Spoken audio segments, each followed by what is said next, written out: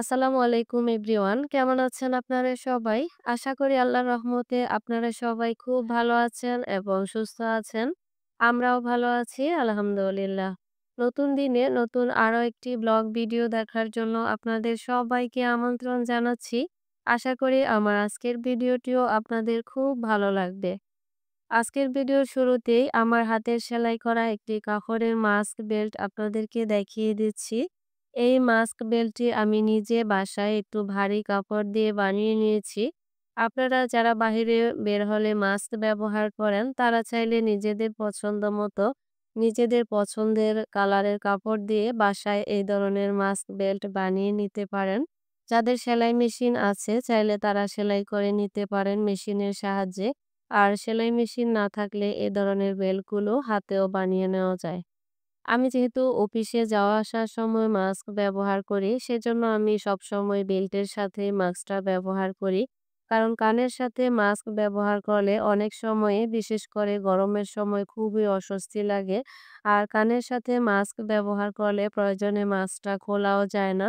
তো এভাবে আরকি বেল্টের সাহায্যে মাস্ক ব্যবহার করলে অনেকটা আরাম পাওয়া যায় এবং যেকোনো সময় প্রয়োজনে খুলে রাখা যায় আবার প্রয়োজনে ব্যবহার করা যায়। মাস্ক ব্যবহার করলে একদিকে যেমন পর্দা মেনটেন করা যায়, তেমনি বাহিরের ধুলোবালি থেকেও নিজেদেরকে রক্ষা করা যায়। এই তো আপনাদের সাথে কথা বলতে, বলতে আমার মাস্কটা কিন্তু একেবারে সেলাই করা কমপ্লিট হয়ে গেল। যদিও আমি মাস্কটা আগে সেলাই করে রেখেছিলাম। শুধু ২ সাইডে যে মাস্ক লাগিয়ে রাখার জন্য বোতামগুলো লাগাতে হয়, সেগুলোই আরকি এখন লাগিয়ে নিয়েছিলাম। তো এখন আমি চলে আসবো আমার বাসার অন্যান্য কাজগুলো করার জন্য। ১ম এ আরকি ঘর পরিষ্কার এবং গোছগাছের কাজ থেকে আমি সবসময় ঘরের কাজগুলো শুরু করি এক, এক করে। তারপর আরকি বাচ্চাদেরকে সন্ধ্যার নাস্তা দিয়ে ওদেরকে পড়ার টেবিলে বসিয়ে দিয়ে আমি সবশেষে আরকি রাতের জন্য রান্নাটা করতে চলে যাব। আর আমি কিন্তু আমার প্রায় ভিডিওতে আপনাদের সাথে শেয়ার করেছি। আমি আমার কাজগুলো শুরু করি বিকেলের পর থেকে। কারণ যেহেতু আমি একজন চাকরিজীবী নারী, সকাল থেকে দুপুর ২টা পর্যন্ত আমাকে অফিসে থাকতে হয়। সেজন্য আমার কাজগুলো শুরু হয় বিকালের দিক থেকে বা সন্ধ্যার পর থেকে। তো আমি আমার আজকের ভিডিওতে আপনাদের সাথে শেয়ার করব ৩ জন বাচ্চাকে নিয়ে চাকরি করেও সংসারের কাজগুলো একা হাতে কিভাবে করছি এবং ৩ জন বাচ্চা থাকা সত্ত্বেও চাকরি করার পরেও কেন আমি কোনো হেল্পিং হ্যান্ড নিচ্ছি না এবং আমার প্রিয় অনেক আপুদের কিছু কমেন্টের রিপ্লাইও আজকের ভিডিওতে আপনাদের সাথে শেয়ার করব। তার আগে বলে নিচ্ছি যেসব প্রিয় আপুরা আমার আগের ভিডিওগুলো দেখেছেন, লাইক, কমেন্ট করেছেন এবং আমার চ্যানেলটিকে সাবস্ক্রাইব করেছেন। আপনাদের সবাইকে অসংখ্য, অসংখ্য ধন্যবাদ জানিয়ে রাখলাম। আর এই মুহূর্তে যারা আমার ভিডিওটি দেখছেন কিন্তু একটি লাইক দিতে ভুলে গিয়েছেন, আপনাদের কাছে অনুরোধ রইলো আমার ভিডিওতে অবশ্যই একটি লাইক দিবেন এবং আমার চ্যানেলটিকে সাবস্ক্রাইব করে আমার পাশেই থাকবেন। যদিও আমার চ্যানেলটা খুবই ছোট, প্রায় ৮ মাস আমার চ্যানেলের বয়স। শুরুর দিকে খুব একটা ভিউ ছিল না। তারপর এখন আরকি আস্তে, আস্তে ভিউজ কিছুটা বাড়ছে। তবে ২০০, ৩০০, ৪০০, ৫০০ পর্যন্ত হয়।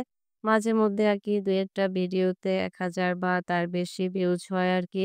তো আমার ভিউজ হিসেবে আমার ভিডিওগুলোতে লাইক, কমেন্ট খুব একটা হয় না। লাইক যাই হয়, কমেন্ট একেবারেই কম হয়।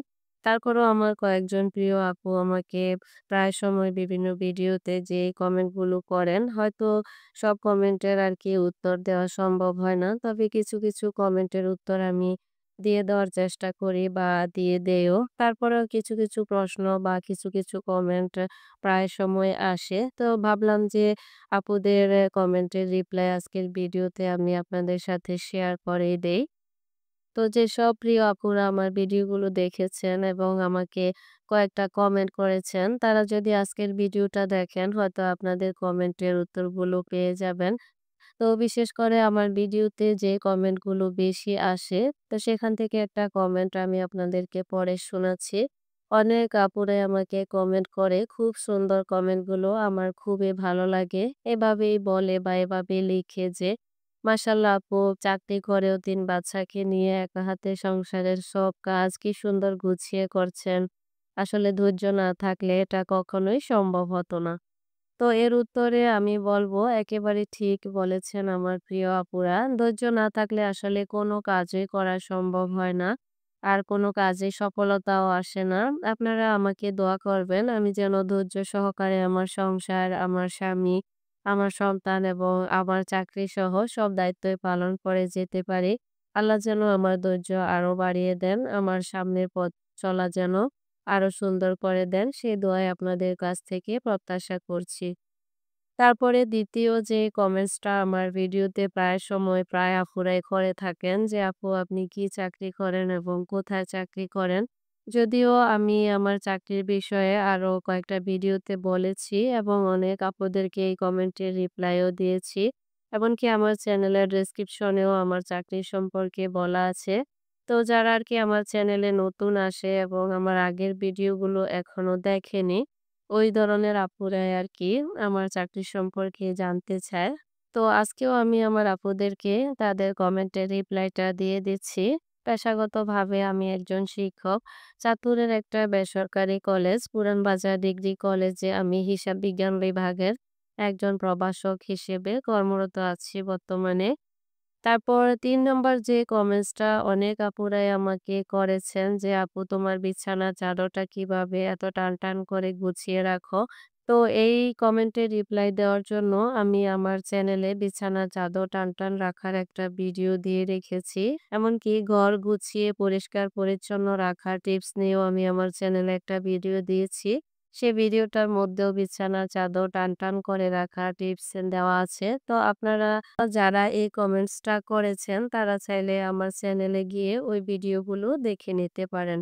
৪ নম্বরে আমার ভিডিওগুলোতে যে কমেন্টসটা প্রায় সময় অনেক আপুরা করে থাকেন, সেই কমেন্টসটা হচ্ছে, "আপু তোমার রান্নার স্টাইল খুব সুন্দর এবং তোমার হাঁড়ি-পাতিলগুলো সবসময় খুবই পরিষ্কার পরিচ্ছন্ন থাকে।"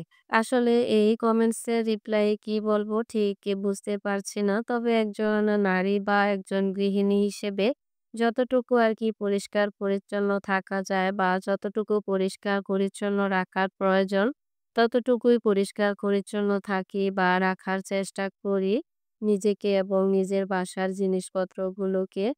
আর পরিষ্কার পরিচ্ছন্ন করে থাকলে মানসিক এবং শারীরিক সুস্থতাও বজায় থাকে। এবং পরিষ্কার পরিচ্ছন্নতা হচ্ছে ঈমানের অঙ্গ। তাই প্রত্যেকেরই উচিত পরিষ্কার পরিচ্ছন্ন থাকা এবং পরিষ্কার পরিচ্ছন্ন রাখা। এবার আসবো কেন বাচ্চাদের দেখাশোনা করার জন্য কোনো হেল্পিং হ্যান্ড রাখছি না। আসলে নিজের বাচ্চাদেরকে বাবা, মা, দাদি, নানি, খালা, ফুপু মানে পরিবারের আপনজন ছাড়া বাইরের অন্য কারো কাছে দিতে আমার মন একেবারেই সায় দেয় না। মানে আমার কখনো সাহসই হয় না যে নিজের বাচ্চাদেরকে আপনজন ছাড়া বাহিরের অন্য কারো কাছে দিয়ে আমি নিশ্চিন্তে বাহিরে কাজ করব। মূলত সেজন্যই কোনো হেল্পিং হ্যান্ড নিচ্ছি না আরকি। আর নেই না যে তেমনটাও না। কারণ আমার যখন চাকরি হয়েছিল তখন আমার মেয়ের বয়স ছিল ৭ মাস। তো আমার হাসব্যান্ডও তখন মার্কেটিং চাকরি করত। দেখা গেছে চাকরিতে জয়েন করার ১ম দিকে আমার আম্মা আমাদেরকে সময় দিতে পারলেও পরে আর দিতে পারে না। কারণ আমার ভাইয়েরও ছোট একটা বাচ্চা ছিল। সেজন্য আরকি আম্মা রেগুলার থাকতে পারে না। ওই সময় আরকি আমি যতক্ষণ আরকি অফিসে থাকি, ততক্ষণ আমার মেয়েটাকে দেখাশোনা করার জন্য একজন হেল্পিং হ্যান্ড রেখেছিলাম। কারণ আমার বড় ছেলেটাকে ওই সময় নতুন স্কুলে ভর্তি করিয়েছিলাম। তো আমার হাসব্যান্ড আরকি হাসব্যান্ডের মার্কেটের কাজ এবং ছেলেকে স্কুলে আনা নেওয়া নিয়ে অনেকটাই ব্যস্ত ছিল। তো সেজন্যই হেল্পিং হ্যান্ড রেখেছিলাম। তারপর কয়েকদিন পর দেখলাম যে আমার উপকারের চাইতে ক্ষতিটাই বেশি হয়ে যাচ্ছে। মানে আমার মেয়েকে টেক কেয়ার একেবারেই করা হচ্ছে না। তারপর থেকে আরকি হেল্পিং হ্যান্ড এর উপর বিশ্বাস হারিয়ে ফেলেছি।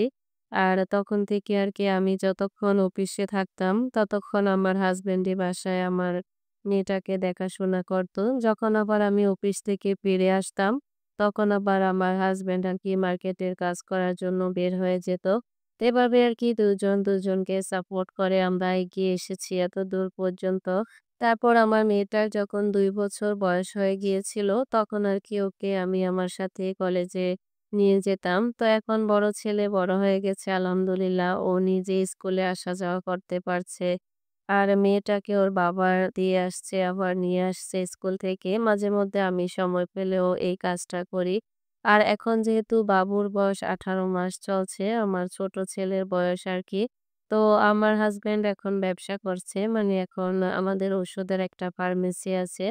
আর ফার্মেসিটা একেবারে আমার বাসার সাথে। তো বাবুকে আপাতত আরকি ফার্মেসিতে রাখারই ব্যবস্থা করে নিয়েছি। যখন আল্লাহর রহমতে ওর বয়স ২ বছর হয়ে যাবে, তখন আরকি আমার সাথে ওকে আমার কলেজে মানে আমার অফিসে নিয়ে যেতে শুরু করব।